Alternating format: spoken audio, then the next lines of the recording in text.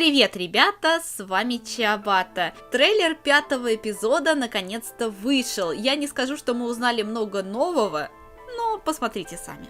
Мы видим кладбище города Нокфилла, которое уже знакомо нам из 4-го эпизода игры. Теперь только там мы увидели могилу Сала Фишера. Я совсем не удивлена, да это как раз тот жест, который говорит нам о надежде, ведь вы тоже уже попробовали опустить руки. Начнем по порядку. Мы видим кладбище, где нам показывают могилы жертв, что были убиты в ту страшную ночь. Да, там, к сожалению, лежат все наши любимые герои. Хочу отметить название кладбища перед тем, как мы продолжим разбирать этот трейлер. В его названии есть причастность к дубу, и его, можно сказать, даже отрицанию. А мы знаем, что дуб символизирует вечную жизнь, но к этому мы еще вернемся. Теперь мы знаем, что на момент смерти Салу было 28 лет. Его похоронили, и, скорее всего, этим занималась Эшли вместе с Нилом. Не могу сказать, помогала ли им Мейпл, скорее всего, все-таки нет. Культ победил. Это, наверное, главный факт, что должен увидеть игрок в этом послании. Но Сал Фишер же избранный, об этом говорил Джим Джонсон, и этого не стоит забывать. Тут мне покоя не дает последний просмотренный ребятами фильм «Матрица», где Нео тоже был избран для определенных целей. Цели эти были предначертаны заранее, и, возможно, смерть Салли была предначертана ему судьбой, чтобы после послужить спасением целого мира. Но про его возраст мы еще оговорим чуть позже, ведь 28 лет также имеет свое значение. Кстати, помните кадр, что давал нам Стив? Тот, с мыльцой. Это была могила Салли. Теперь все встало на свои места. Мы видим протез, который расколот на две половины. Если вы помните, об этом говорил Стив в своем твиттере. И этот разлом изначально произошел еще в детстве мальчика, поэтому позже был скреплен клейкой лентой. Скорее всего, Эш могла забрать разломанный и выкинутый протез и оставить его у могилы лучшего друга. Так, быть может, этот разлом как символ того, что Сал был снова сломлен, и теперь как призрак мы уже увидим его с настоящим лицом. Что думаете о таком повороте событий? Готовы ли вы к этому? Пишите в комментариях. Ну что, мы добрались до пирамид, хотя это, наверное, тетрайдер. Они появляются на несколько долей секунд, и вообще значение пирамид сразу мне напоминает Египет и его мифологию. Тут, кстати, и Анубис с головой собаки, и Гор, что потерял глаз. Почти как Салли и Ларри, не так ли? А теперь давайте углубимся. Гор и Анубис были сводными братьями, как мальчики, когда поженились Генри и Лиза. Но тут, конечно, заманчиво все вплести в историю, но я не уверена, что стоит придавать этому большое значение. Пройдемся по поверхности.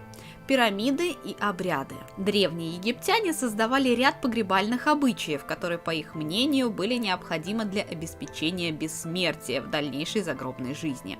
Массивность и подавляющая мощь пирамид была неким вызовом вечности. Прочность здания, можно сказать, отрицала саму смерть. Так, быть может, культ, как и египтяне, воскрешали мертвых, и тем самым они ставят их на свою сторону. Например, тот же доктор Откин. Тогда становится понятно, почему он не похож на свой оригинал. Тут, кстати, вспоминается мне Стивен Кинг с его кладбищем домашних животных. Забавно ведь, что Стив не рассказал мне о том, откуда появился кот Гизмо. С этой точки зрения сложно понять тогда вообще, кто настоящий, а кто нет. Что если, например, Лиза и Ларри тоже подставные? Тут же я хочу поговорить о другом важном знаке, который также можно сопоставить со всем происходящим в игре. Валькнут. Магический символ переплетения трех треугольников. Валькнут – символ Одина и связанный с ним магией, символ переходов, мостов между мирами. Кстати, а вы знаете, что Один точно так же лишился своего глаза? Символичненько, да? Кстати, в комнате Ларри можно найти плакат с надписью «Кровь Одина». Совпадение? Да кто его знает. Валькнут – рунический знак, изображающий три мира. Мир, где обитают боги, мир, в котором живут смертные, и мир умерших. Это германо-скандинавский языческий символ знаменует единство и тройственность природных сил Вселенной, запечатанной во всемирном древе. Игдрасиль, который мы видим вот тут вот, смотритесь, это знак именно этого дерева, и это отчетливо видно. Это дерево символизирует Вселенную. Дерево связывает несколько миров, что еще раз говорит нам о том, что мир игры имеет не одно измерение. Об этом я уже говорила в своих прошлых теориях. Кстати, не хотите устроить марафон и посмотреть их все снова? Ссылочка на плейлист в описании. Почему я склоняюсь больше к скандинавской мифологии, а не к египетской? Ведь именно руны встречаются на протяжении всей игры Салли Фейс, поэтому Стив Гэбри мог опираться на знаки и символы народов Скандинавии. У одного из 3 корней Игдрасиля обитают 3 женщины, наделенные чудесным даром определять судьбы мира, людей и даже богов.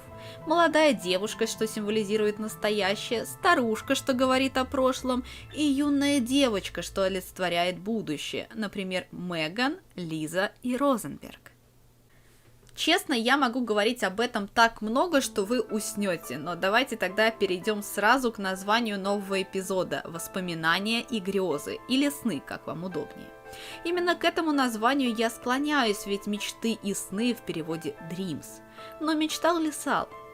Мы знаем, что именно в своих снах Салли видел воспоминания о маме, о событиях в больнице, но именно в 5-м эпизоде, возможно, мы отделим эти воспоминания от снов и узнаем, что произошло с мальчиком на самом деле. Джим Джонсон говорил, что мир, где жил Салли, не единичен, но единственная возможность для человека путешествовать между этими мирами дается ему во сне. Когда человека не обременяют проблемы, он видит сны бытовой направленности, сны о мире, в котором живут только простые смертные. Хуже, когда дух накапливает вес психологических проблем, недовольство и стресс. Тогда во сне человек под тяжестью спускается в нижние миры, и ему снятся кошмары. Все это и происходит в игре Салли Фейс, и в снах, и в видениях мальчика. Оттуда мы видим как черный мир, так и белый. Во всем этом деле меня очень интересуют вот эти миры и как главный источник вечности перерождения. Вам не кажется странным, что тут гремит гром и нет листьев на деревьях? Кстати, Арианна, спасибо Алине, что передала твою мысль мне, посчитала, что гром и молнии – это как аллегория электрического стула и разряда, что получил Сал. А может, гром и молния – это символ воскрешения, как воскрес с помощью электричества Франкенштейн? Ну, это моя личная теория. А это еще один момент о воскрешении главного героя. Только бы не как на кладбище домашних животных, чтобы он был злой и всех ходил убивал снова. Так вот, это было отступление. Сал умер. А в этом сне снова идет дождь, как будто это продолжение того момента, где ночью был гром. Эта сцена говорит нам о том, как будто Сал выбрался из могилы, а не вошел в могилу матери. Что если фраза «все было как в прошлый раз» говорит нам о цикличности происходящего? Помните, в начале ролика я говорила вам о том, что Сал был избранным и прожил 28 лет. Именно 28 лет – это цикл календаря, где в 1976 году и в 2004 все дни недели повторяются вновь.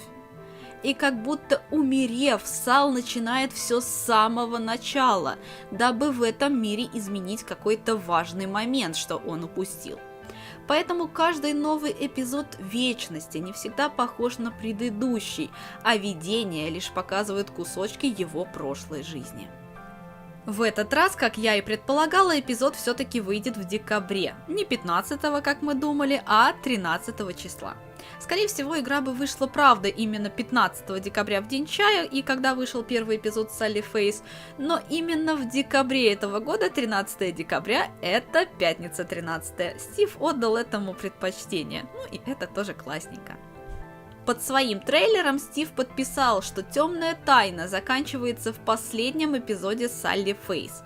Это звучит, кстати, очень грустно, но мы ведь не остановимся на этом и будем ждать еще новую информацию о Вселенной и будем раскрывать ее снова и снова. Всем хорошего настроения, пишите свои теории для выпуска ваших теорий, я думаю, вместе нам еще многое можно сказать. Спасибо за просмотр и всем пока-пока.